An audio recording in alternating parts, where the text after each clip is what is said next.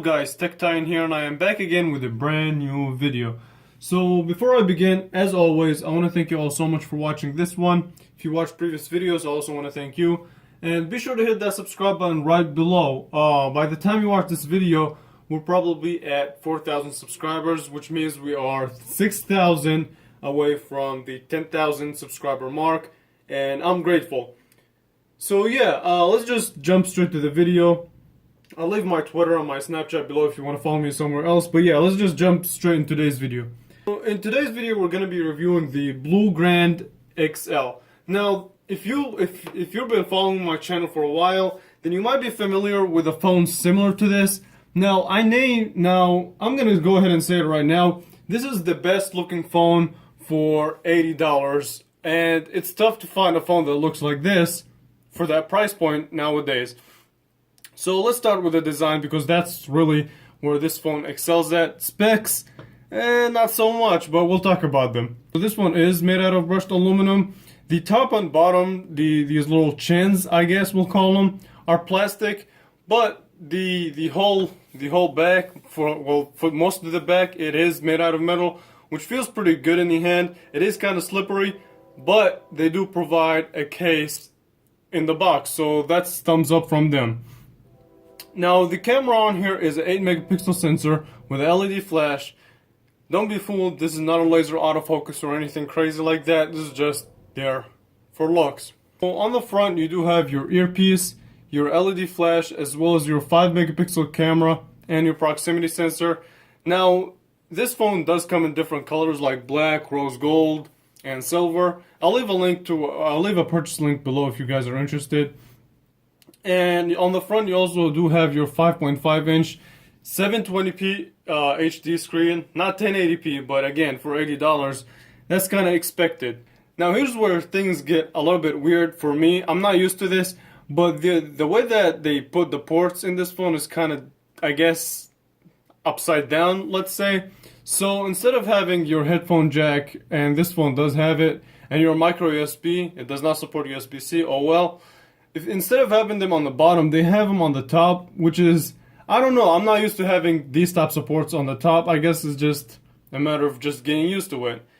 And one thing that I didn't mention is that the speaker is on the back. Now let's quickly talk about specs. So specs is probably this phone's weakest point. And the specs, like I said, it does have this 5.5 inch HD screen. And let's talk about the screen for a little bit. In outdoor brightness, it's practically unusable. If there's a lot of sunlight, I would just avoid this phone at all.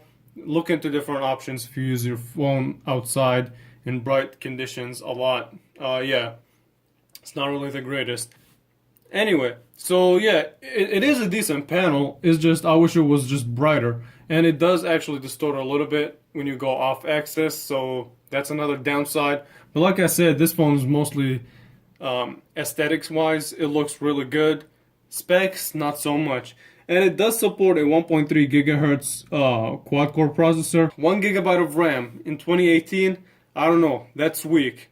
An 8 megapixel camera with a LED flash, and a 5 megapixel front-facing camera, like I said. And it does not support LTE, unfortunately. It only goes through HSPA+, which is weird. I mean, it's 2018. I think LTE should be standard, at least in the US. But yeah. So, I did a similar review on this phone, but the smaller version. So here it is. This is the BLU Grand M, which shares similar specs, except the front actually shares similar specs, similar design. But this phone is only a 480p display versus a 720p display. So yeah, keep that in mind. And this phone, I believe, is like $60. $50, I'm sorry, and this is $80. So if you like smaller phones, just go with a 5 inch. You're really only sacrificing that display. And this one has a 5 megapixel camera instead of an 8 megapixel camera, and the front is a 3.2 instead of a 5. But the camera on this phone is actually not that great. And speaking of which, I mean, since we're talking about the camera, so it is an 8 megapixel sensor, but the quality is not so much. It's not really that good.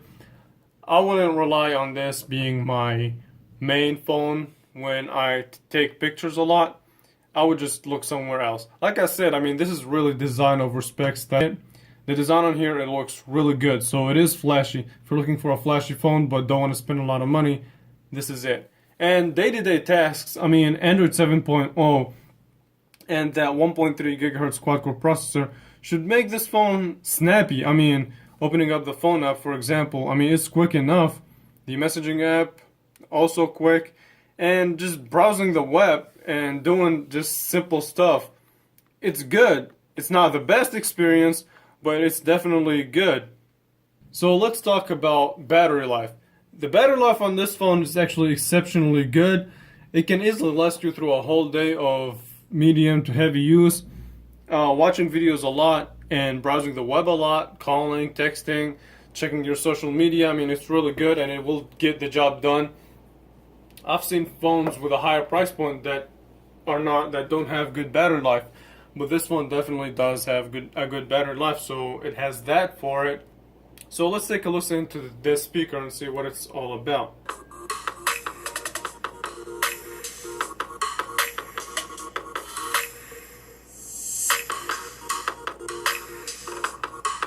Hey, what is up guys, I'm KBHD here. Speaker. The speaker on here is loud. It's not the clearest thing, and it does distort a little bit at 100% of volume, but it is good, and it is there, and it is definitely usable, better than a lot of speakers that cost more than $80. Here's my final conclusion. Overall, if you're a fan of specs and you want to do more than just light browsing, or if you want to do more than just checking your social media, browsing the web, watching videos, then I would go look for another phone. Maybe increase your budget. If you want something for gaming, yeah, I would definitely increase your budget. Because phones like that, if they wanna, they can either make it look good or not look so good and have good specs. So I don't know. I guess they need to find that balance, and this one does not have that balance. It looks good, but specs are not so good. So yeah, I mean, like I said, this is just a phone that is meant to be flashy, and it looks really nice. It feels good in the hand. It is a little bit slippery, like I said, but for $80, not a lot of complaint can be done on this phone. Like I said, I just wish that for manufacturers, if they can find the balance between good design and decent specs, then I would definitely recommend it as a buy. Now, the only reason I would recommend to buy this phone is if you're strictly looking for something that looks good and you plan on doing, like I said, just checking your social media casually, phone app, messaging app, browsing the web, watching videos. Yeah, I would go ahead and get it. But if you plan on posting a lot of pictures, this camera is not really meant for that. I guess it's just meant for, this phone is not really meant to be the best camera, best screen, best specs. But yeah, like I said, for light use, for day-to-day tasks, if you really want something that looks good, then this is the phone for you. If not, go back to my channel and look for other devices, because I do have a lot of options on my channel. So I guess that's a plug. But yeah, let me end it here. I want to thank you all so much for watching this one, and I will catch you guys in the next video. Thank you all so much for watching.